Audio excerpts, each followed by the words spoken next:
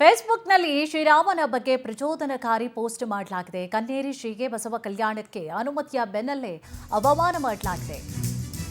ಫೇಸ್ಬುಕ್ನಲ್ಲಿ ಶ್ರೀರಾಮನ ಬಗ್ಗೆ ಪ್ರಚೋದನಕಾರಿ ಪೋಸ್ಟ್ ಹಾಕಲಾಗಿದೆ.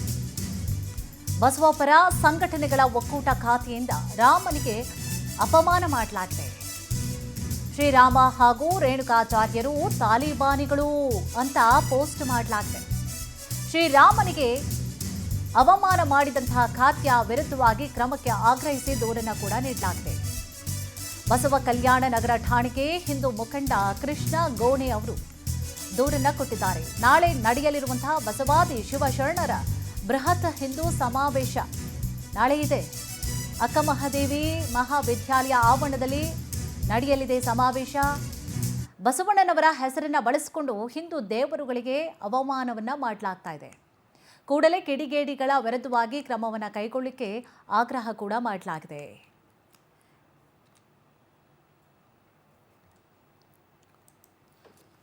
ಶ್ರೀರಾಮ ತಾಲಿಬಾನಿಗಳು ಹಾಗೂ ರೇಣುಕಾ ತಾಲಿಬಾನಿಗಳು ಅಂತ ಹೇಳಿ ನೋಡಿ ಯಾವ ರೀತಿಯಾಗಿ ಅವಮಾನವನ್ನ ಮಾಡಲಾಗಿದೆ ಅಂತ ಹೇಳಿ. ಬಸವಣ್ಣನವರು ನೋಡಿ ಸಾಮಾಜಿಕ ಧಾರ್ಮಿಕ ಕ್ರಾಂತಿಯನ್ನ ಮಾಡಿದವರು, ಜೊತೆಗೆ ದೇವರ ಹೆಸರುಗಳಲ್ಲಿ ವಚನಕಾರರ ಹೆಸರುಗಳಲ್ಲಿ ಒಂದು ಸಂಘಟನೆ ಅಂತ ಮಾಡ್ಕೊಂಡಿದ್ದೀರಿ, ಒಕ್ಕೂಟವನ್ನು ಮಾಡ್ಕೊಂಡಿದ್ದೀರಿ.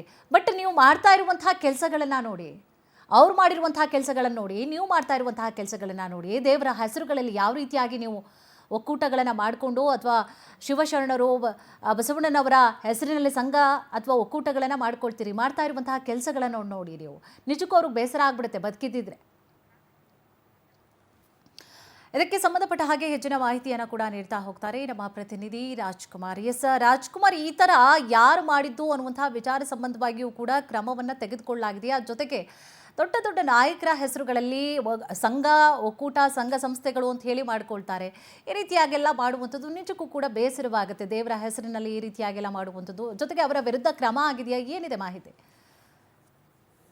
ಜಿಲ್ಲೆಯ ಬಸವ ಕಲ್ಯಾಣ ತಾಲೂಕಿನಲ್ಲಿ ಹಿಂದೂ ಸಮಾವೇಶ ಹಿನ್ನೆಲೆಯಲ್ಲಿ ಏನಂತಂದ್ರೆ ರಾಮ ಮತ್ತಂದ್ರೆ ರೇಣುಕಾಚಾರ್ಯರ ಒಂದು ಪೋಸ್ಟರ್ ಅನ್ನು ಅಶ್ಲೀಲವಾಗಿ ಹರಿದು ಬಿಟ್ಟು ತನ್ನ ಸೋಷಿಯಲ್ ಮೀಡಿಯಾದಲ್ಲಿ ಏನ್ ಬೇಕಾದ್ರೂ ಕಮೆಂಟ್ಸ್ ಹಾಕೊಂತಾ ಇದಾರೆ. ಅದಕ್ಕೆ ಕಡೆವಣ ಪೊಲೀಸ್ ಇಲಾಖೆ ಕೂಡ ಸಾಕಷ್ಟು ಬಾರಿ ಎಚ್ಚರಿಕೆನ ಕೊಟ್ಟರು ಕೂಡ ಏನ್ ಸೋಷಿಯಲ್ ಮೀಡಿಯಾದಲ್ಲಿ ವೈರಲ್ ಮಾಡುವಂತ ನಕಲಿ ಪೋಸ್ಟ್ ಗಳ ಮುಖಾಂತರ ರಾಮ ಮತ್ತೆ ಅಂದ್ರೆ ರೇಣುಕಾಚಾರ್ಯರ ಬಗ್ಗೆ ಅವಹೇಳನಕ ಒಂದು ಬರವಣಿಗೆ ಮಾಡಿದ್ದಾರೆ. ಹಾಗಾಗಿ ಏನಂದ್ರೆ ಇಡೀ ಜಿಲ್ಲೆಯಾದ್ಯಂತ ಆಕ್ರೋಶಕ್ಕೆ ಆಕ್ರೋಶ ಪಡಿಸ್ತಾ ಇದಾರೆ. ಹಿಂದೂ ಪರ ಸಂಘಟನೆ ಆಗಿರ್ಬೋದು, ಮತ್ತಂದ್ರೆ ಹಿಂದೂ ಪರ ಮುಖಂಡರು ಆಗಿರ್ಬೋದು. ಈ ತರ ಪ್ರತಿ ಸಲ ಯಾರು ಮಾಡ್ತಾ ಇದಾರೆ ಅವ್ರ ಮೇಲೆ ಯಾಕೆ ಕ್ರಮ ಆಗ್ತಾ ಇಲ್ಲ ಅಂತ ಎಲ್ಲೋ ಒಂದ್ ಕಡೆ ಪೊಲೀಸ್ ಇಲಾಖೆ ಮೇಲೆ ಕೂಡ ಒಂದು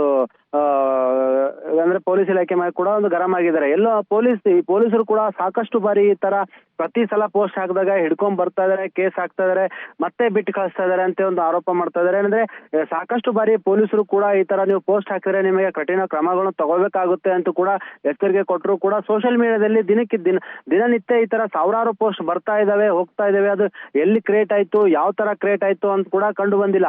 ಇನ್ನಾದ್ರೂ ಪೊಲೀಸರು ಕೂಡ ಇದು ಸ್ವಇಚ್ಛವಾಗಿ ಒಂದು ಕಂಪ್ಲೇಂಟ್ ರಿಜಿಸ್ಟರ್ ಮಾಡ್ಕೊಂಡು ಯಾರ ಪೋಸ್ಟ್ ಮಾಡಿದಾರೆ ಅಂತ ಅವರ ಬಗ್ಗೆ ತನಿಖೆ ನಡೆಸ್ತಾ ಇದಾರೆ. ಕುಷ್ಮಾ, ಥ್ಯಾಂಕ್ ಯು ತಮ್ಮೆಲ್ಲ ಡೀಟೇಲ್ಸ್ಗಾಗಿ.